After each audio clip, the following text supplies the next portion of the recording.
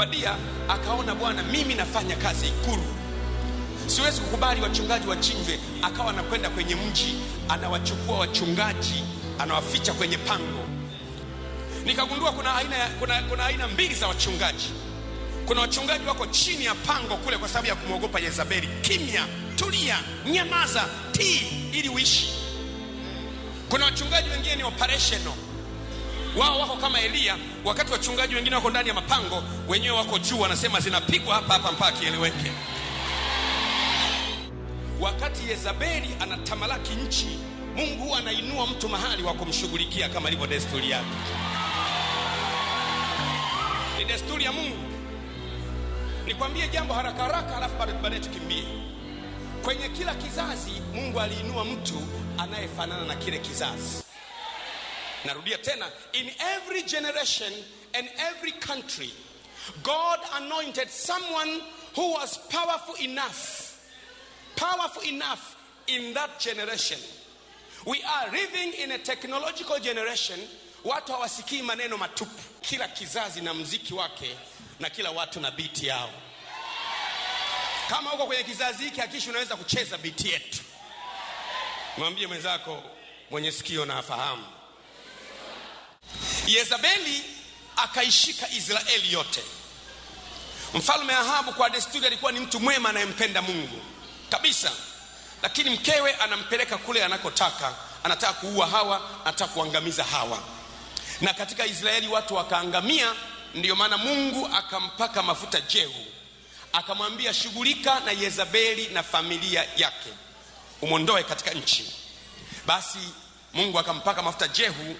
Jehu alipokuwa mfalme, akaanza na familia ya Yezabeli. Yezabeli alikuwa ni mwanamke lakini mwenye nguvu sana. Na Yezabeli alikuwa akila mezani kwake na wachawi wanaume kama 800.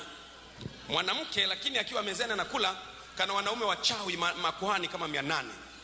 Ukisoma Wafalme wa kwanza sura ya 18 na mstari wa 19. Yezabeli akajaribu kumuua Elia Mtishbi. Kale kamama kwenye majaribio yake, labda hujawahi kuona, kakawaua manabii wote. Alikuwepo bwana mmoja anaitwa Obadia, akawachukua manabii akawaficha kwenye mapango. Manabii wote wakachukuliwa na mtu mmoja. Kulikuwa na mtu anafanya kazi kwenye familia ya mfalme anaitwa Obadia. Obadia alikuwa ni kama protocol person Ikulu. Kale kamama kanaagiza, leo Samaria wachungaji wote wachinjwe. Wanakwenda wanachinjwa. Leo Yezreeli wachungaji wote wachinjwe. Sasa huyu bwana anaitwa Obadia akaona, Bwana, mimi nafanya kazi Ikulu, siwezi kukubali wachungaji wachinjwe. Akawa anakwenda kwenye mji, anawachukua wachungaji, anawaficha kwenye pango, anawaletea chakula, anawalisha. Wanaogopa kale kamama, si mchezo. Yezabeli, wachungaji wamefichwa kwenye pango, alafu huyu Obadia anawawekea chakula kila siku. Wamekaa mle miaka, wako ndani ya pango. Nikagundua kuna aina mbili za wachungaji. Kuna wachungaji wako chini ya pango kule kwa sababu ya kumwogopa Yezabeli. Kimya, tulia, nyamaza, tii ili uishi. Kuna wachungaji wengine ni operational. Wao wako kama Elia, wakati wachungaji wengine wako ndani ya mapango, wenyewe wako juu, wanasema zinapigwa hapa hapa mpaka kieleweke. Wawili 150 wako chini, lakini watumishi wa Mungu, ila wametulia, hawana upako wa kuzungumza.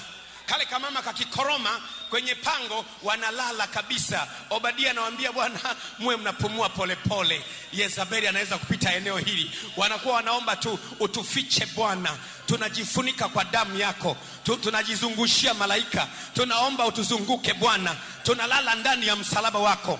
Lakini kuna wanaume wengine, wao wanakataa kujifunika kwa damu ya Yesu. Wao wanaamua kusimama na kusema, ninavaa silaha za vita. Biblia inasema, ingawa tunaenenda katika mwili, hatufanyi vita kwa jinsi ya mwili, maana silaha za vita vyetu zinauweza katika Mungu hata kuangusha ngome. Hawa wanaume wakagundua, hapana, lazima tuende tukapigane vita. Maandiko yanasema, Mungu kwetu ni kimbilio na msaada utakaopatikana tele wakati wa mateso. Bwana, hatutaogopa ijapobadilika nchi, yajapotetemeka milima. milima moyoni mwake. Biblia inasema waziwazi, Bwana ni nuru ya wokovu wangu, nimwogope nani? Bwana ndiye ngome yangu na uzima wangu, nimhofu nani?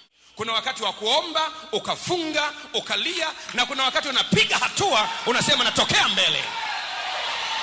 Lakini wale wenye uwezo wa kufanya hivyo ni kina Elia peke yake. Biblia inasema yeye ayapendaye maisha yake atayapoteza, na yeye atakayeyapoteza maisha yake kwa ajili yangu atayapata tena. Wale watu wote waliomtafuta Bwana walimtafuta kwa maisha yao yote. Hebu sema amen. Duniani kuna watumishi wa Mungu, Mungu amewaweka.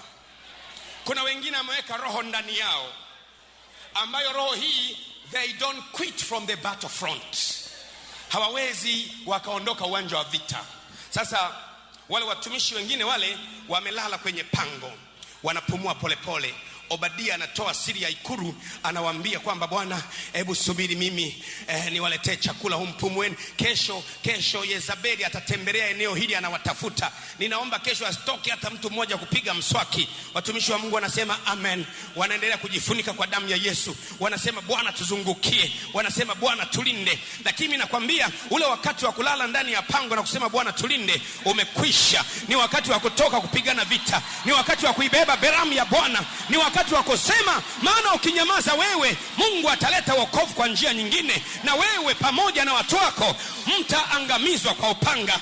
Maandiko matakatifu yanasema, jeshi lijapojipanga kupigana nami, moyo wangu hautaogopa. Vita vijaponitokea, hata hapo nitatumainia. Waebrania sura ya 8 mstari wa 31. Basi tuseme nini ya juu ya hayo? Ikiwa Mungu yuko upande wetu, ni nani aliye juu yetu? Zaburi ya 46 mstari wa 1.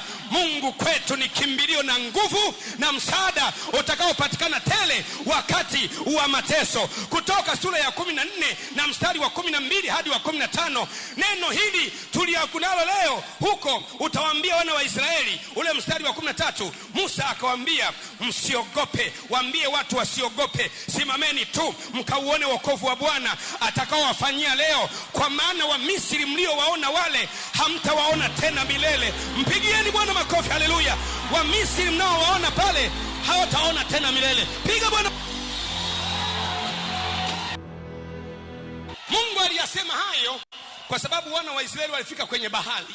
Bahari imejaa, kulia mlima Sinai, kushoto mlima Sinai, nyuma majeshi ya Farao, mbele kuna bahari. Hawana boti, wakaangalia kulia, wakaangalia kushoto, wakaona haiwezekani. Nyuma hawawezi wakaenda, mbele hawawezi wakaenda, kulia haiwezekani kwenda, kushoto haiwezekani kwenda. Wakaanza kumlilia Musa. Ndipo Mungu akamwambia Musa, Musa, kwa nini wananililia? Waambie wana wa Israeli waendelee mbele, maana nitawapigania ninyi, nanyi mtanyamaza kimya.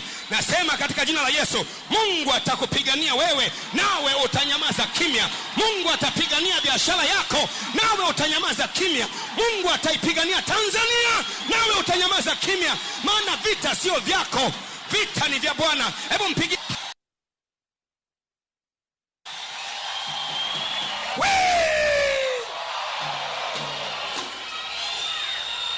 Sasa sikiliza kidogo. Tumishi wa Bwana wako kwenye mapango pale. Mungu ameweka Obadia kila sehemu wa kuleta taarifa.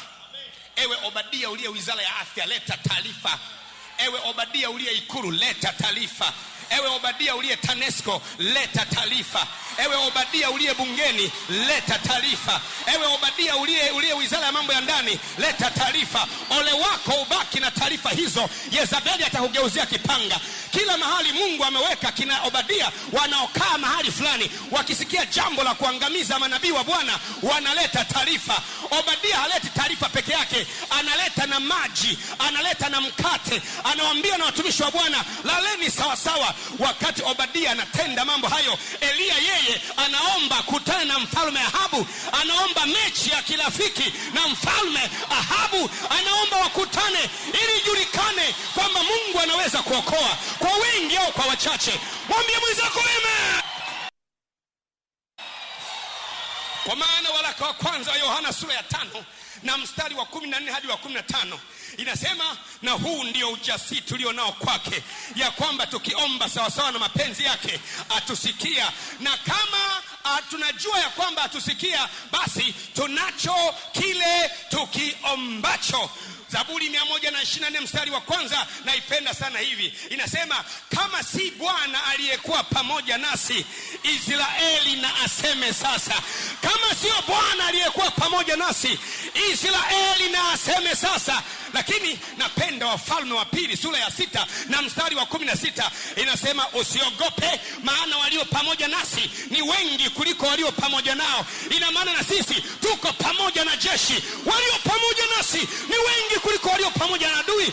Simameni mkauone wokovu wa Bwana atakaowafanyia leo, maana wa Misri uliowaona wale hautawaona tena milele.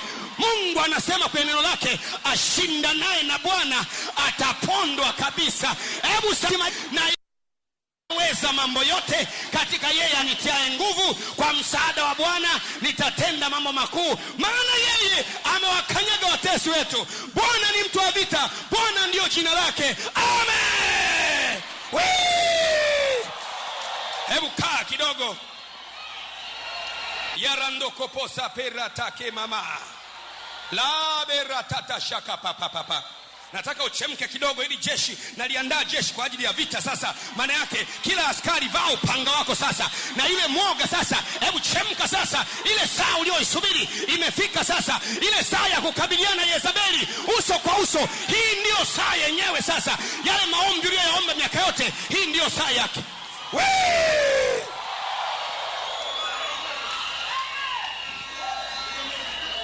One thing I know, the more the storms, the higher we fly, the higher we go. I tell you something, do not ask God to remove your problems. Ask God to bring more problems, but also gives you power to fly higher over your problems. Higher! Pale, sikiliza vizuri. Mtumishi wa Bwana wametulia pale. Obadia anatokea Ikuru. Asubuhi ameleta mkate na maji. Wanamuuliza hali halisi vipi kule? Kale kamama kamelegeza msimama. Obadia anawaambia, jana ilikuwa afadhali, leo ni mbaya zaidi. Makuhani wake na uchawi wake umetengenezwa vizuri. Ikiwa liko jambo mimi nalipenda, ni wakati Mungu anaporuhusu mawimbi yampate mtu. Sasa unaweza kuona, hebu nikuonyeshe kidogo haraka. Kila mfalme aliyekuja katika Israeli alikuwa amepakwa mafuta kwa ajili ya kuwa mfalme, lakini na jukumu maalum. Nikupe mfano. Mfalme wa kwanza wa Israeli alikuwa anaitwa nani? Sauli. Alikuwa amepakwa mafuta awaangamize Waamaleki kabisa, awafute juu ya nchi. Akashindwa kutimiza kusudi lake, akatimuliwa ufalme. Mfalme wa pili aliyefuata aliyekuwa anaitwa nani? Daudi. Alikuwa amepakwa mafuta ashindane na Wafilisti. Akashindana na Wafilisti, anaingia tu kwenye ufalme, akaambiwa akawatahiri kwa nguvu wanaume 150. Wameligusa jitu, limeamka jitu, linaanza kujitikisa sasa. Linasema, nataka kufanya kazi duniani, nataka kuzigeuza tawala za dunia ziwe za mwana kondoo. Mwambie mwenzako amen. Watumishi wa Mungu wamelala kwenye pango. Wachungaji 150. Shughuli ni mbili tu: kuomba ulinzi wa Mungu na kusubiri Obadia alete chakula na maji. This is what I call defensive prayer. Maombi ya kujilinda. Baba Mungu, ninataka kulala. Ninaomba malaika wakae kwenye madirisha ya nyumba yangu. Malaika nao wanasema, kwa kweli tutakaa, lakini tutakaa mpaka lini? Baba Mungu, ninaomba mtu asiguse gari yangu. Kibaka atakayegusa gari yangu mkate mkono. Malaika wanasema tutakata mpaka lini? Baba Mungu, naomba asije mtu akanichukua msukule wakati nimelala usiku. Watu wa malaika wanasema ndio, we protect you. Baba Mungu, tunaomba nipe akili, chukua akili. Anaamka kesho anakwenda kazini. Hiyo ni Wakristo wa wastani ambao wanaomba ulinzi.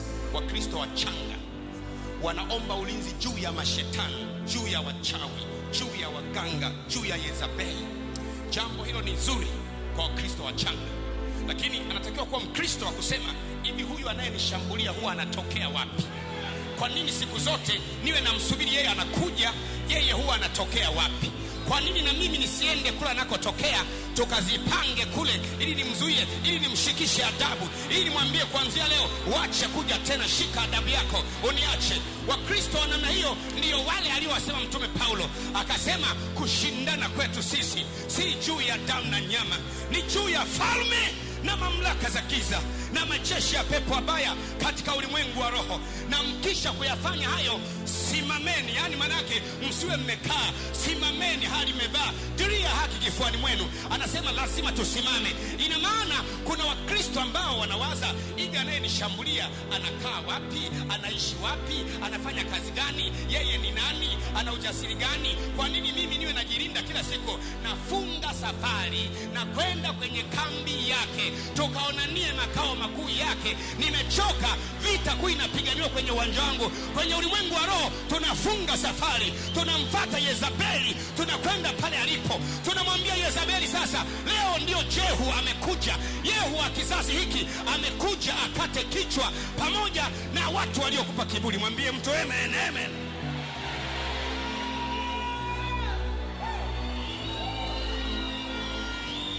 Kuna wakati wa kupiga ukiwa kwenye maombi, la la la banduru koposi andala kamera taiporata, na kuna wakati unatoka. Angalia maisha ya Yesu, angalia maisha ya Yesu. Kuna wakati Yesu, soma kwenye Biblia, Herode anamtafuta kumuua Yesu. Yesu akakimbia akaenda kujificha Misri. Bwana Yesu, mbona umejificha? Ni wakati wa kujificha. Angekujibu ni saa ya kujificha. Haitoshi. Kuna wakati Mtume Paulo anatafuta na watu tu. Alikuwa ghorofa ya 3. Watu wamejaa mlangoni, wanasema yuko wapi Mtume Paulo? Akaweka kwenye kikapu ghorofani Mtume Paulo. Alipodondoka chini, unafikiri alitembea? Hawezi kutembea Mtume Paulo. Watu wanatafuta wamuue, ikabidi kikapu. Ni kama hapa nilipo hapa, huku kuna watu wanamtafuta Pastor Gwajima. Sasa mama mmoja ana kikapu akaanza kumshusha hapa. Wewe unafikiri ukishusha kwenye kikapu hapo utatembea? Unapenya pale. Yaani hebu jaribu kuwaza, mtumishi wa Bwana anapenya pale kwenye ukuta mbio. Aliyeandika nusu ya Biblia ameandika Warumi, ameandika Wakorinto wa kwanza, Wakorinto wa pili, ameandika Wagalatia, ameandika Waefeso, ameandika nusu ya Biblia. Anatimka mbio, kimbia. Kwa nini? Ni wakati wa kukimbia. Ni Roho Mtakatifu anamtia nguvu mtu kukimbia. Mungu anachofanya wakati ule ni kukupa nguvu ya kukimbia, kwamba you run, it's time to run. Yote yale ni ya rohoni. Halafu siku nyingine Yesu akaona, siku moja Yesu akambeba, wanataka kumsukuma wamtupe kwenye ukuta. Walipokuwa wanataka kumtupa kwenye ukuta, Biblia inasema Yesu akasema, wacha nionyeshe kidogo. Akapita katikati yao, akapita katikati yao hapo, pita katikati yao, akapita katikati yao. Hebu sema napita katikati yao. Kwa nini? Ni saa yake. Siku nyingine Yesu akaingia hekaluni, akawakuta jamaa wanauza njiwa. Hebu jaribu kuwaza, huko kuna matenga ya njiwa. Wanauza njiwa na wanauza kondoo na mbuzi. Alafu Biblia inasema wamefanya nyumba kuwa bureau de change. Wengine wanabadilisha hela hapa, badilisha 50 ng'ombe, punda, nguruwe hapa. Hekaluni. Yesu akasema, hapa Bwana nipige watu. Ni eneo peke yake mahali ambapo Yesu aitembeza mkongoto, sio wa kiroho. Kikoto, akachukua kikoto. Kikoto ni kamba imefungwa kalungu kule mbele. Ni kamba lakini kule mbele ina kalungu, inaitwa kikoto. Anamfuata mtu mmoja muuza njiwa, kimoja tu ameshaondoka. Lakini uweze kusema mwana wa Mungu anawapigaje? Ni saa ya kuwapiga. Anambandika moja muuza njiwa anakimbia anaziacha njiwa. Alafu Yesu anazifungulia njiwa, ondoke. Anamfuata mmoja money changer. Mwana wa Mungu anachakaza, anatembeza kipigo. Ungekuwa leo ungewaza kwamba sasa jamaa mbona hawakumjibu, kwamba akafika kwa jamaa moja aliuza njiwa, nikasema Bwana tuzipange Bwana. Saa ya kuwapiga, Mungu akiamua wapige, Mungu anawafanya wasinyae, wananyauka kabisa, maana ni saa yao ya kupigwa. Kuna upako maalum wa kuamua wanyauke. Ninawaamuru wanyauke kwa jina la Yesu Kristo. Ninawaamuru wanyauke kwa jina la Yesu Kristo. Hebu sema nyauka. Sasa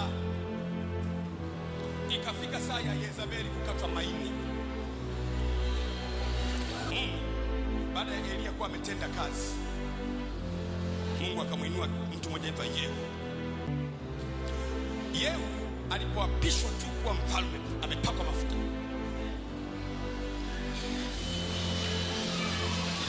Watu wakamuuliza Yehu, tupe msimamo. Amekuwa Ahabu na Mayezebeli, tupe msimamo. Yehu akasema, Ahabu alimtumikia Yezebeli, mimi zaidi. Wachawi tumepata. Yehu akasema, mimi Yezebeli nitamtumikia Baali zaidi. Kumbe yule jamaa na agenda moyoni, akapakwa mafuta kuwa mfalme. Afu Yehu akamwambia, jamani, leo ni siku, ni sherehe ya kuadhimisha wachawi. Mimi nataka kuwaheshimu wachawi.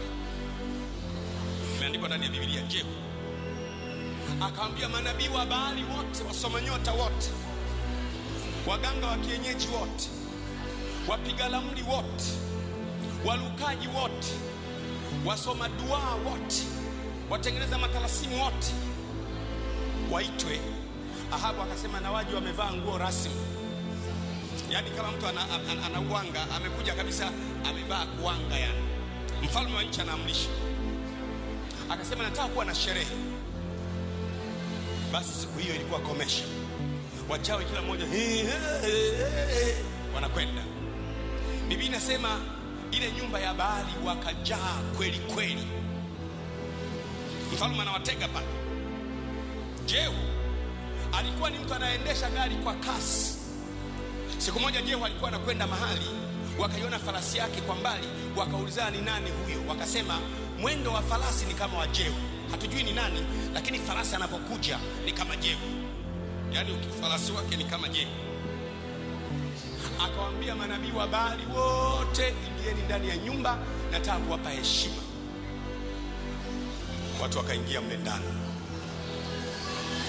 Halafu akasema, jamani, nataka saa sherehe yetu ianze, ila naomba muangalie humu ndani asiwemo nabii wa Yehova hata mmoja. Kwa sababu Yehu alisema kwa sababu ya mlo, kuna manabii wa Yehova wanaweza kujiingiza mle ndani, hawajui kinachoendelea. Wakaona, akasema jamani angalieni. Wakaanza kukagua, wewe si wa Yehova wewe? Wakatolewa wale mabwana. Yehu akasema fungeni milango, ibada ianze, hata kukomesha Yezebeli. Walipofunga mlango, akaandaa watu nje, wanaume, akawaambia wote walio ndani nataka mkate kichwa. Akawaambia akibaki mtu mmoja, akiponyoka mtu mmoja, kichwa chako kinakaa badala yake. Jaribu kujiuliza mabwana walivyochapa. Alafu akafungua mlango. Yehu amesimama pembeni pale. Unaweza kuona ni ukatili wa namna gani, lakini inaonyesha Mungu alivyokuwa anachukia nchi kuongozwa na roho ya wachawi. Wakapigwa kisu wote, chanja wote, chanja wote, chanja wote, chanja wote, wakamaliza. Biblia inasema hivyo ndivyo Mungu na Yehu alivyokomesha kabisa Yezebeli katika nchi. Yehu akapiga hatua, akaenda kwa Yezebeli. Mume wake ameshafariki vitani. Akaenda kwa Yezebeli. Alipofika kwa Yezebeli, akakuta kama mama kale kachawi kamekaa dirishani. Soma Biblia inasema kalipomwona Yehu, kakaingia ndani kupaka wanja. Kakapaka wanja, kajipamba vizuri na midomo yake hiyo, kakachungulia dirishani, kana smile mbele ya Yehu. Jehu linasema paka wanja, lefusha kope, leo ni saa ya kufa. Tengeneza mkorogo kama uwezavyo, leo unakufa. Na mimi nawatangazia saa yao imefika kwa jina la Yesu. Nasema saa yao imefika kwa jina la Yesu. Mwambie mwenzao, kwa nini saa yao imefika? Mwambie jitu limeamka, limejitikisa. Jehu akamwambia Yezabeli, shuka chini. Kakashuka kama Biblia inasema Jehu akamkanyaga Yezabeli shingoni, peke, kata kichwa. Huyu bwana akafyeka Mabaali wote na akamchinja Yezabeli. Kwa hiyo kila kizazi na mziki wake, na kila watu na biti yao.